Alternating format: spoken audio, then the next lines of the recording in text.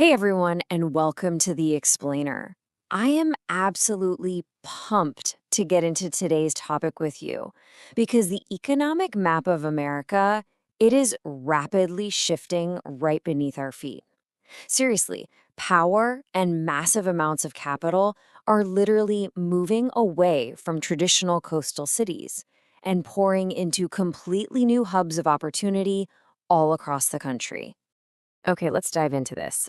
I want you to imagine, just waking up one day and realizing that entire cities, massive factories, and whole tech ecosystems are springing up almost overnight in places where, honestly, just a generation ago, farmland stretched all the way to the horizon.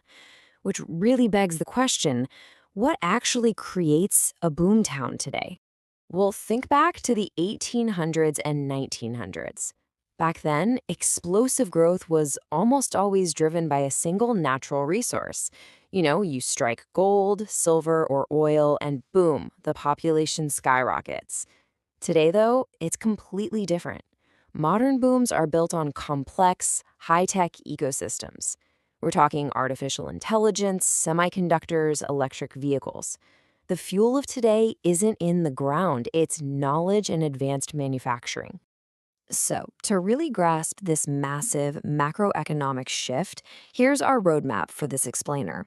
We're going to define the new American boomtown, map out exactly where the opportunity is, look at the specific engines of growth, acknowledge the real price of this progress, and finally, look forward to the next decade.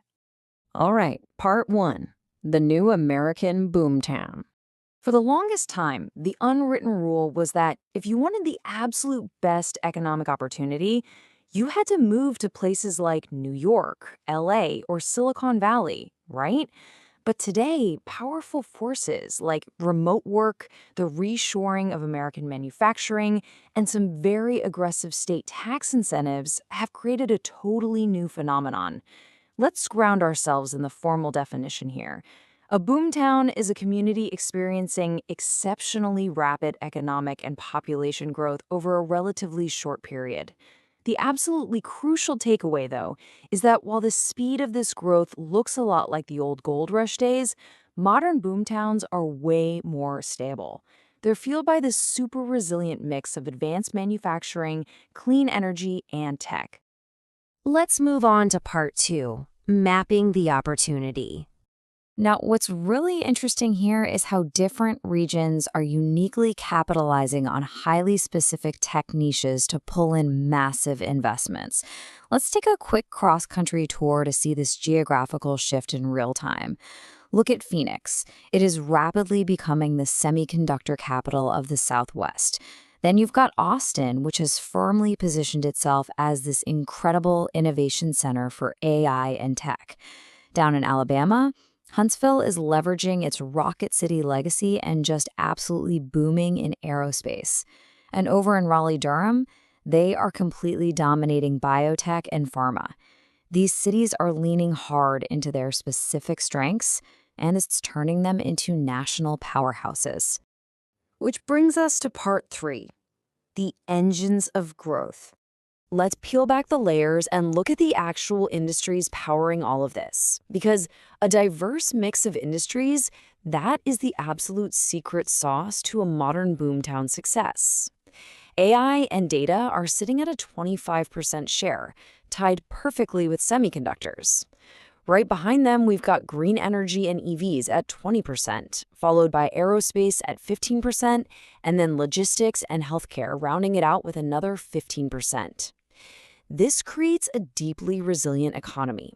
Actually, unlike the single industry towns of the past that could go bust overnight, today, if one sector slows down just a bit, the others, from those AI data centers to renewable energy grids, they step up and keep the local economy humming along. And guys, we literally cannot understate the sheer scale of the capital backing these industries. We're talking billions of dollars. And to put that into perspective, these aren't just your standard concrete warehouses. These are highly specialized, unbelievably complex facilities, like cutting-edge computer chip fabrication plants that take years to construct and require huge amounts of upfront capital and highly skilled labor just to get off the ground. And what happens next is something called the multiplier effect. Let's logically walk through how this plays out. Step 1. A $1 billion major factory opens its doors. Step 2.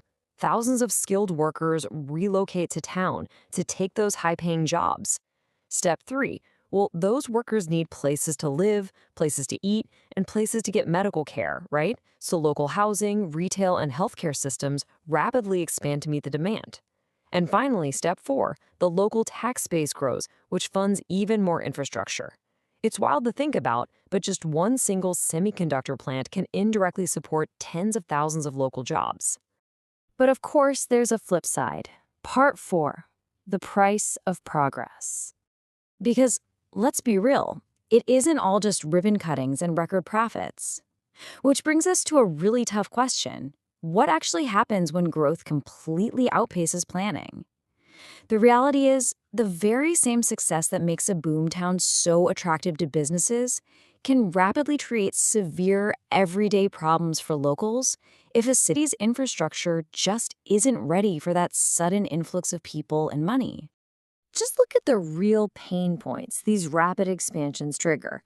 You see skyrocketing housing costs that totally destroy affordability, especially for essential workers.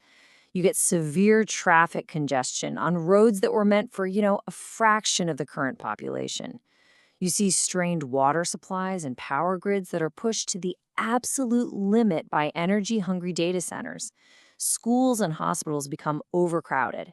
And, ironically, you end up with widespread skilled labor shortages simply because companies are growing way too fast to find enough local talent. Longtime residents are usually the ones who bear the brunt of this. They face rising property taxes and have to watch the identity of their community change almost overnight. So, how do these cities avoid collapsing under their own weight? Well, the answer is pretty straightforward. Diversification is the absolute key to surviving economic cycles. To avoid a devastating crash if one specific industry happens to falter, modern cities have to balance this explosive growth with careful, proactive urban planning and a highly diversified job market. Let's look ahead to the future. Part 5, the next decade. We've explored where we are today, but let's zoom out and see how this builds into what the American economic map will actually look like between 2026 and 2035. Looking back historically, the momentum is pretty clear. We started with resource extraction booms in the 1850s. Fast forward 100 years to the 1950s, and economic dominance had firmly shifted to those massive coastal cities.